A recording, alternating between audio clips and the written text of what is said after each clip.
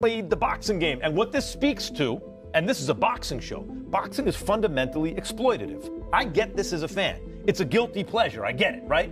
And usually it's fans and networks exploiting fighters, right? We say, we want to see you in blood and guts fights, which risks their health for the rest of their life to entertain us.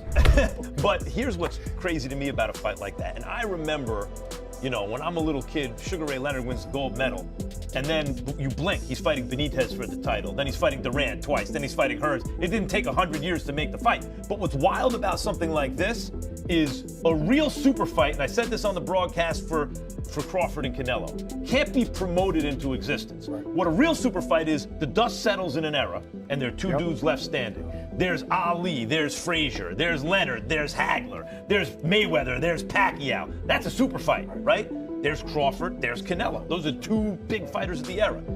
This type of fight, this could easily be at the end of an era, because Teo might be a dude left standing and Shakur could be the dude left standing, right? I agree. Are you training to do something to not just beat Shakur, but to beat him in grand fashion? When I say grand fashion, I mean going for the knockout. Well, I think that the whole thing is the Bible of boxing really is that if you look for the knockout, you won't get it. You know, I think really it's just all about setting the good pace early in the beginning rounds and then going from there.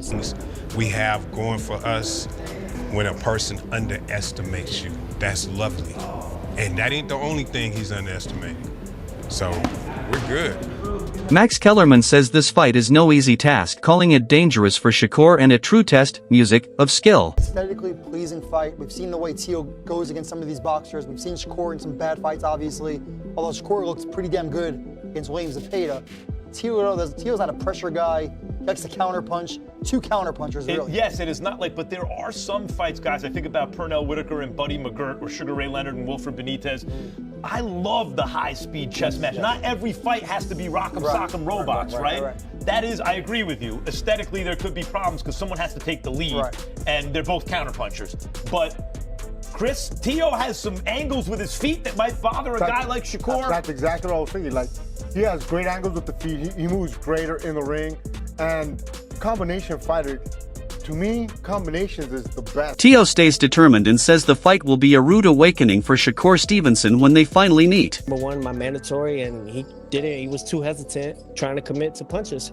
So I think that it's just something that's going to be a rude awakening for Shakur. Hey, Doug, you hear that? He said the Bible of boxing. What else is called the Bible of boxing? Ring Magazine. And he's a two-division Ring Magazine champ. Great ambassador for those championship belts as well. Yep, absolutely. I'm very big on those things. You know, I claimed 2 weight divisions, 2 Ring Magazine belts. Shakur's coach, Jack, says they kept their usual training methods, but adjusted the strategy this time to prepare him smarter. Trying a few new little things, you know what I'm saying? But other than that, it's basically the same thing we've been doing. We changed the strategy, but no camp is never exactly the same. So yeah, it's just like always. Like, we may try a little bit of this, a little bit of that, but it's mainly the same things.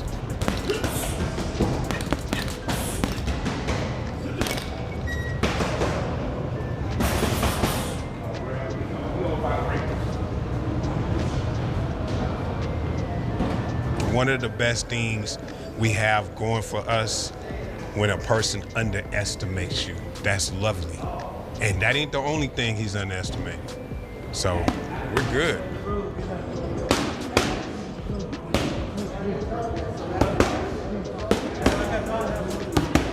Max Kellerman says that while Shakur's power is impressive, Teo's strength and footwork in the ring are also formidable, showing his determination and skill part. And the thing I like about Teo's style, I mean, when you have a guy like Shakur whose defense is that good, and he's not just a guy who's going to hug you, he can box, you know? The easiest thing in the world is just to pick him against everybody. Right. Yes. But Teo also has the kind of footwork, Malik, where he steps around guys. And I think about Buddy McGirt, Meldrick Taylor. Yes. Roy, you know, where Meldrick had quick enough feet where if you were going to come right at Buddy McGirt, he could box you. but Meldrick could give him angles that were more difficult. I think of Roy Jones, James Toney. If you were going to go at James Toney, forget it. His defense is too good. But Roy had the feet to move around James Toney, and maybe Teo has the feet to move around Shakur. I seriously doubt it, man. Shakur is a whole different type of animal. His ring IQ is up there with the best. He's getting literally, I don't know how many times we've seen two. Shakur says people criticize him and don't give him the credit he deserves, often downplaying his achievements and calling his opponents insignificant. And just kept it moving. I do feel like I am in a situation that when I do make fighters look bad and beat them up, the first thing that they going to run to is, oh, this guy wasn't that good, or this guy is not nobody. They're going to take away from my resume, same way they did with Bud. Just like my last fight. They turned the dude that I was fighting and they say he's a cab driver. But I want to say his fight before he fought me, he fought Nakatani. And no disrespect to Teo. Teo had, a majority decision with Nakatani. Lomachenko, it took him 9 to 10 rounds to get him out of there. That dude got him out of there in 6. So he couldn't be as bad as how they made him seem, but I think I'm just in a lose situation when it comes down to it, because anybody that I fight. This time, he's determined to prove himself and silence the doubters. That I fight, they're going to act like I didn't fight nobody. Even with Edwin. Edwin is a great fighter, but after I beat him, they're going to sit there and say that he wasn't as good as. Meanwhile, Ryan Garcia has shared his thoughts on the highly anticipated fight between Shakur Stevenson and Teofimo Lopez. While he leans toward Shakur as the likely winner, he also acknowledges that Teofimo cannot be underestimated. Garcia points out that Stevenson's skills, speed, and defensive mastery give him a clear advantage, making him a tough challenge for anyone in the lightweight division. However, he admits that Lopez's power, determination, and ability to adapt make the fight far from predictable. Garcia emphasizes that boxing at this level is often determined by small margins, timing, and moments of opportunity. Even a fighter considered the favorite must remain cautious because a single well-placed combination or tactical adjustment can change the course of a bout. For Garcia, the matchup represents a fascinating clash of styles where Stevenson's technical brilliance meets Lopez's offensive versatility. While he favors Shakur, he stresses that Tipo has the tools to pull off a surprising victory. I would put my money on Shakur, but I won't be surprised if Teofimo surprises us all, for sure. I think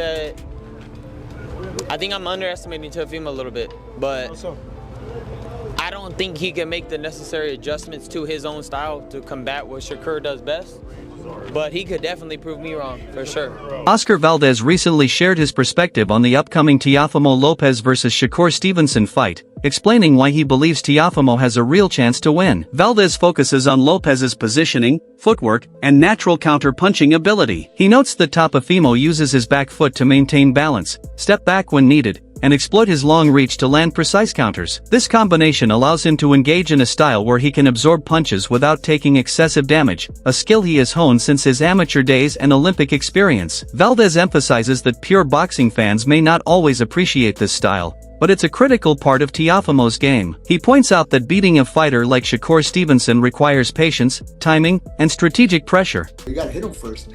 And Shakur Stevenson, the way he's positioned, the way his back foot's there, and then you see him comfortable and he's all right, this is my shot. And you throw it, he just rocks back, or he has that back foot, just steps back, and he has a long reach, so he just counter punches you. And that's part of the game. You get hit and not get hit. And Shakur Stevenson does it to the T. He perfected that since he was an amateur and Olympian, silver medalist, and now he's done it as a professional. Maybe not the whole world enjoys it, but the pure boxing fan will maybe appreciate that. I know you tried to do it, and Shakur's undefeated at this point, but like, how do you beat a Shakur Stevenson? I think how you beat a Shakur Stevenson, if I can go back and do something. Teofimo must wait for the right moment to land effective shots that force Stevenson into difficult positions, just as other skilled fighters have done against technically superior opponents in boxing history. Valdez draws parallels to past matchups where precision and opportunistic timing have allowed underdog fighters to claim unexpected victories. According to Valdez, Lopez's ability to remain composed, control distance, and deliver counters under pressure makes him a real threat. If he applies smart pressure while staying defensively sound, Teofimo could challenge Stevenson's undefeated record. Valdez sees this matchup not just as a test of skill, but as a tactical battle where Lopez's counter-punching and strategic patience could determine the outcome.